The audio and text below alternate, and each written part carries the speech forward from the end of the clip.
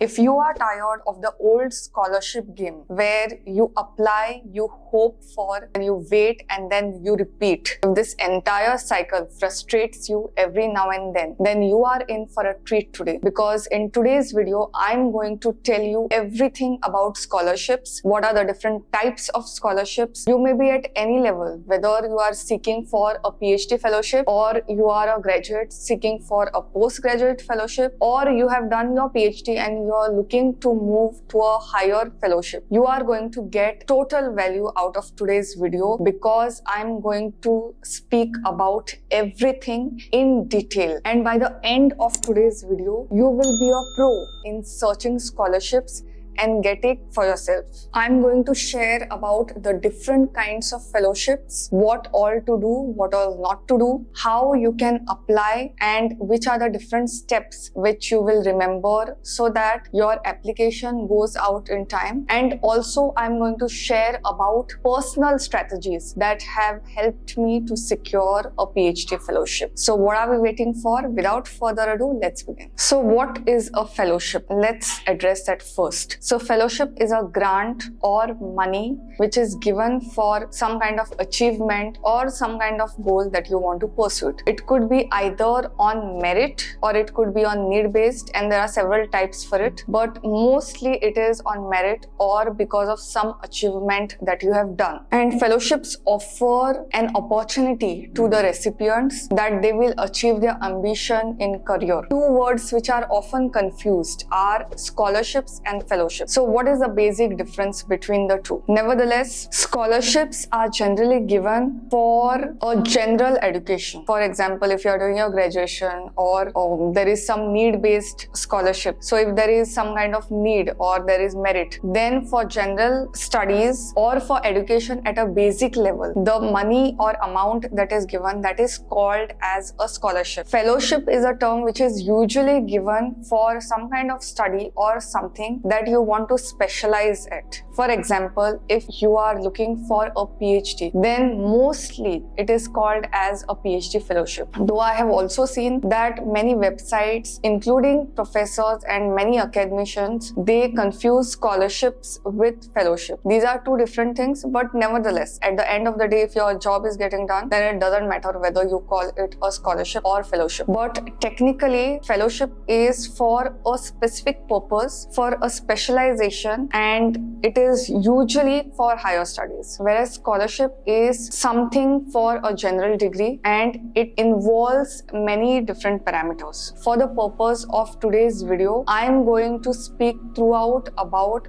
the one word, that is scholarship, because that is what most people resonate with. But nevertheless, these principles are to be used whether it is a scholarship or a fellowship. Now, how do you decide which scholarship is the best for you? To understand that, the first thing that you are going to do is understand the types of scholarships available. So moving on to the first one, the need-based scholarship. So need-based scholarships are given to those who have financial limitations, whose family income is below a certain number. What is that number? It is mentioned in that particular scholarship. This is done to educate and motivate them to pursue education irrespective of their financial background. Merit-based scholarships are those where the candidates are given grants or money because they have achieved a certain milestone in either academia or a particular entrance examination. So sometimes what happens is, if you score the highest in your college or at a particular examination, you are given scholarships so that you feel motivated about your achievements, and which also helps you to get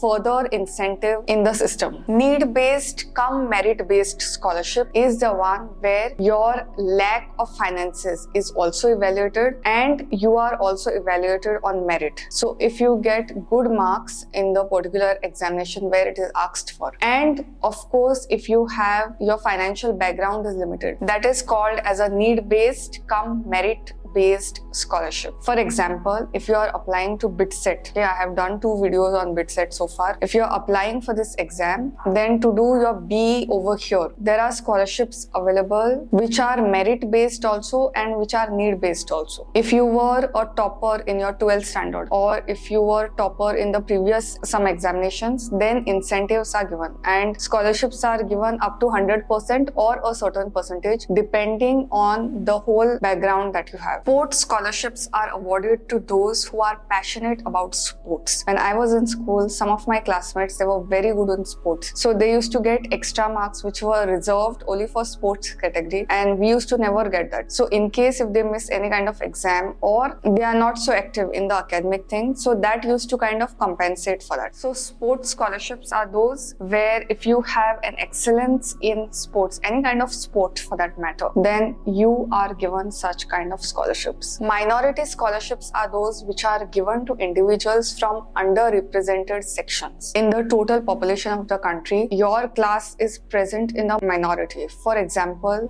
Christians, Muslims, these belong to the minority community. Also, there are few others also which belong to the minority community, and they are given scholarships so that they excel. Okay, because most of the times it is assumed that the opportunities only go to the majority. One example of this is Maulana Azad Fellowship for PhD. Women's scholarships are given to women to maintain a good gender ratio in the administration as well as in the education. For example, WISE PhD is a PhD fellowship scheme which is dedicated only to women. I have done a detailed video on this if you are interested. A talent scholarship is a form of money that is given to somebody who has an exceptional ability in different fields. It could be arts, it could be music, it could be academia, it could be spelling bee, it could be anything, because talent doesn't mean just study. If you have such kind of skills with you, then you are eligible for a talent scholarship. Study abroad scholarships in India. So these scholarships give you funding, and these need not be necessarily from the Indian government. It could be from a foreign government also. There are several countries which want to strengthen their ties with India, and one of the best ways to do that is to collaborate and give fellowships so that Indian students go abroad and study in their country. One of the ways is to give fellowships or PhD fellowships or a master's fellowships to students in India to study abroad. Usually when they are coming up with fellowships, it's like masters and PhD together. You get fellowships for graduation also, but mostly I have seen they give fellowships or scholarships for postgraduate study. And on this platform, I have been covering scholarships extensively for past few days. Stay tuned. Right now I am filming for several other fellowships which are really exciting, and I'm sure it's going to help you. Stay tuned on this channel because I'm going to come up with a lot more fellowships than you can expect and you can imagine. If you are looking for a scholarship for yourself in whichever field it is, at whichever level, where do you start? The first thing to understand is start in advance. If you have been on this channel for a while, I have got so many fellowships on this platform. All the deadlines which are there, they were either in October. I'm filming this as of October 20th. So all of them were in October end or November. But the course is going to actually start in next year, 2024, August or September. That means if you are going to start your course next year, you have to file the application today, 1 year before. And for you to know about the application, you have to start your research much in advance. To understand the kind of time that is required to research and to actually file the application. Whether it gets selected or it doesn't get selected, that is on them. That is a different part. But for you to start, it takes at least 1.5 years to understand the requirements and to put the applications. The best thing you can do is mark on calendar what is the scholarship deadline and where the application starts. These things you will get to know through the fellowships which have already happened or through Google. Moving on to the step-by-step search for the perfect scholarship for you. The first thing that you are going to do is self-analysis. What kind of fellowship you want? Is it a scholarship or is it a fellowship? Is it for PhD? Is it for masters? Is it for bachelors? Is it for academia or is it for research? Is it for a skill or is it for a degree? What kind of fellowship or scholarship are you looking for? Also, what would be the subject? Because say suppose somebody is looking for a fellowship in biotechnology. Now biotechnology, life sciences, zoology, botany, these things are quite closely related. So how are you going to apply for it? How are you going to go ahead with it? Also understand that some fellowships are given only in certain specific subjects. For example, Prime Minister Research Fellowship, which is a PhD fellowship, which I have done video on, and it gives you over 70,000 INR per month. That is the salary for PMRF. That is applicable only if you are doing your PhD in certain institutions. I think around 37 or 38 approximately, if I don't forget. And it is only available for subjects in science and technology. Understanding your requirement and trying to match with that is later, but understanding what kind of fellowship do you want is critical at this stage. The next thing that you are going to do is make a record of all the achievements that you have done. For that, you will need a notebook and a pen. If you are starting for a scholarship search for you, then I would say start with a notebook, a blank notebook and a pen, which is dedicated only for this. So you can refer anytime, and make a record of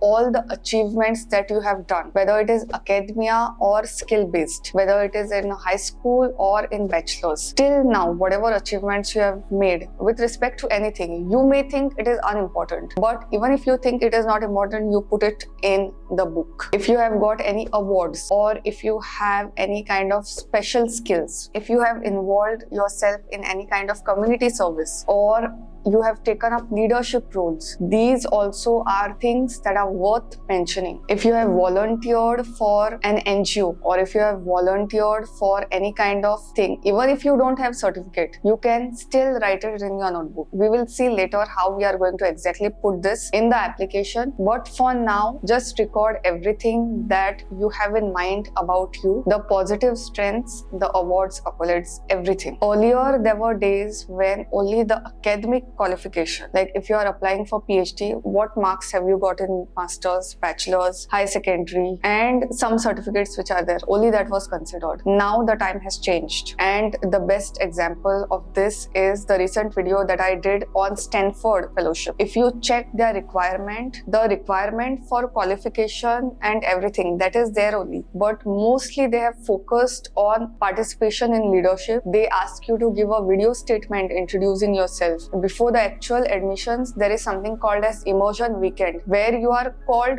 to Stanford, you are expected to blend in with the culture, and your entire trip goes sponsored. Why is this done? It is an extra cost on their part, clearly, but this is done to ensure that whoever is the person they are selecting, it blends with the culture over there, and it shows that they give most importance not just to your academics but to your leadership and your community service criteria. The next step is research. And how are you going to research about it? The first thing to use is our favorite search engine, that is Google. Google is something that you can use if you are aware of the fellowship or scholarship that you have applied for. So if you are searching about PMRF, then if you just type PMRF, you are going to get the entry. But what if you don't know what scholarship to apply and you don't know the name at all? Then there are two sites which I know of. One is Buddy for Study. So it's a scholarship portal, and you have scholarships across the different fields and the different categories, whether you are bachelor's, master's, doctorate students, everything. Also, there is something called as Scholarship 365. This is a website that I recently discovered, and if you have any inclination of going abroad, then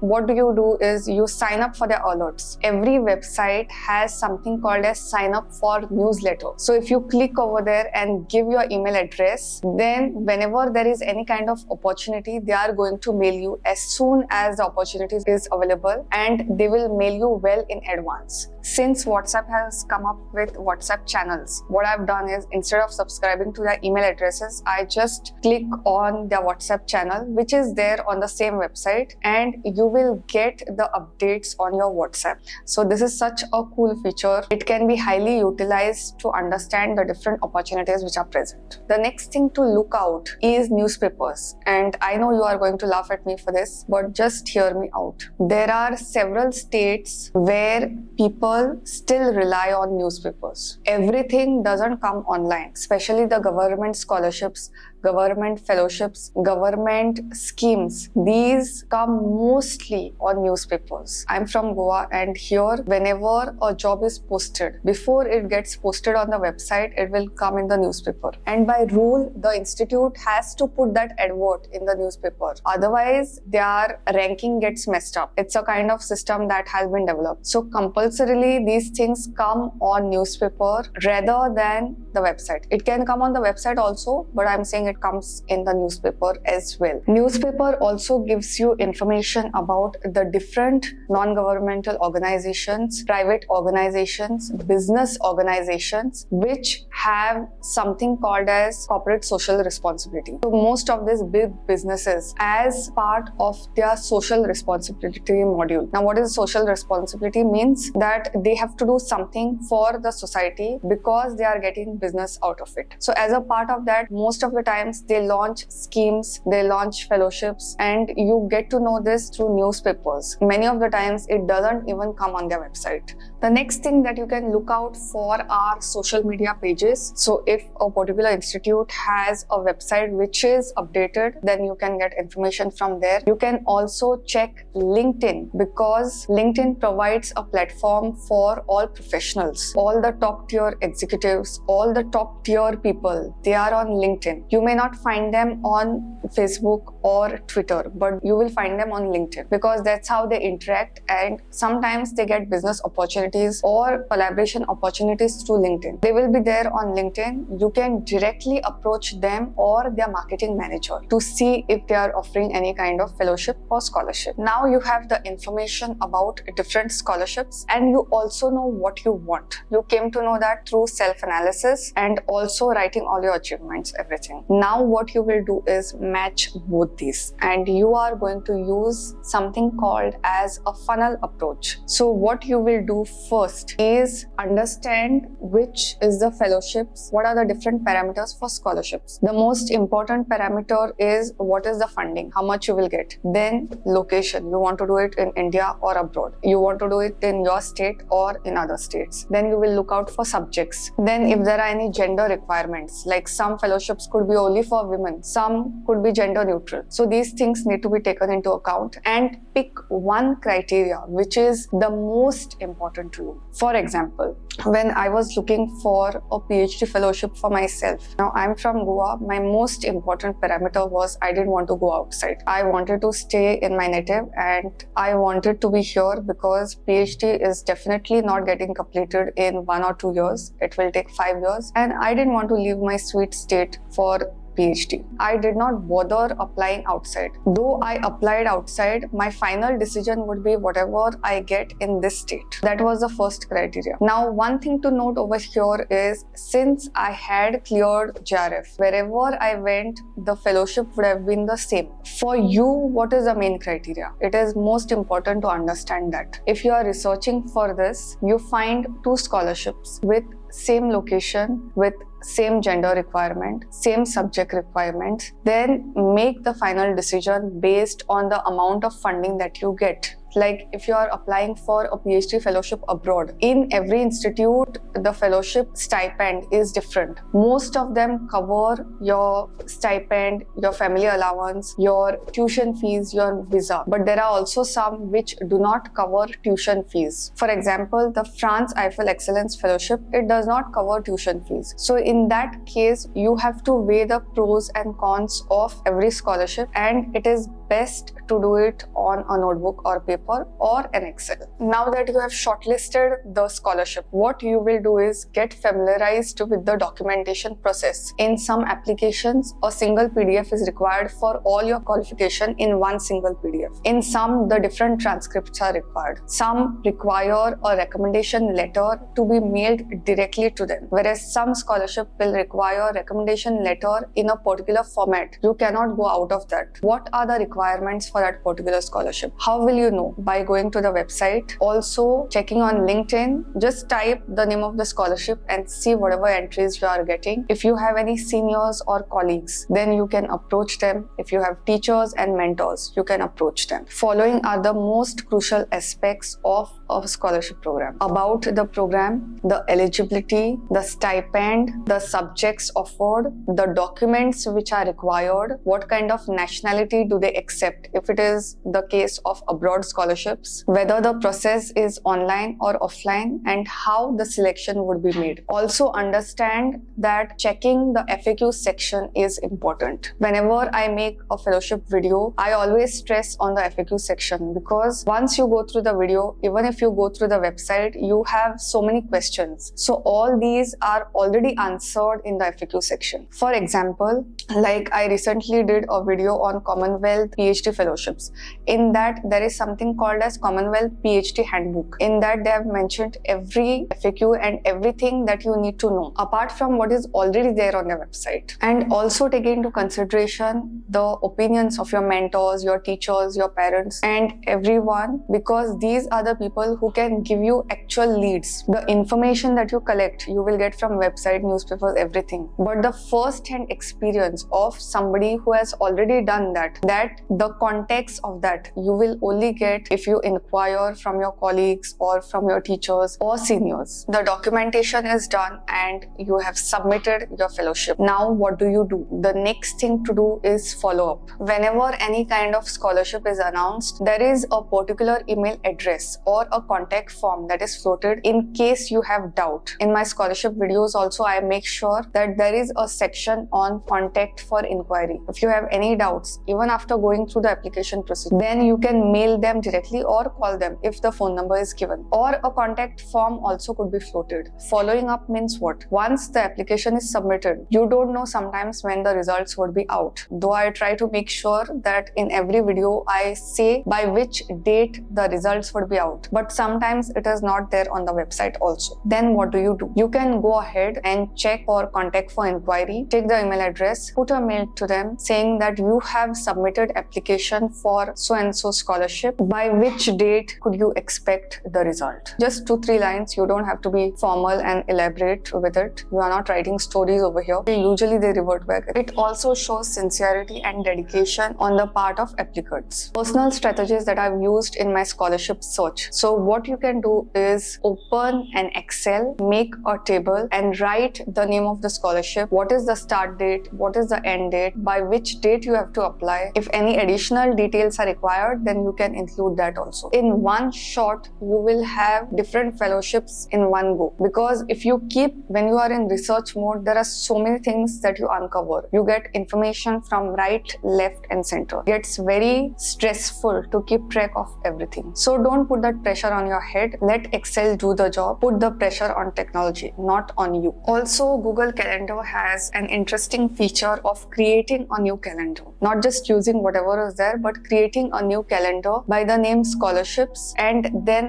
whatever event which is related to scholarship. For example, the deadline is 20th of November. Then you can put that and set the notification accordingly, so you get an alert on your phone in real time. Searching for the perfect scholarship for you can be stressful if you make it so, but with proper planning, strategy and execution, this becomes a breeze like nobody's business. On this platform, I make it a point to update you about all the recent and latest fellowships. So if you are interested in more such features, then stay tuned. I'm also filming few things which I have not filmed on this platform earlier, which are the latest opportunities. And do join the family if you want to stay in touch. With that, it's a wrap. It was a long video, but I think it will be worth it. Till the next time.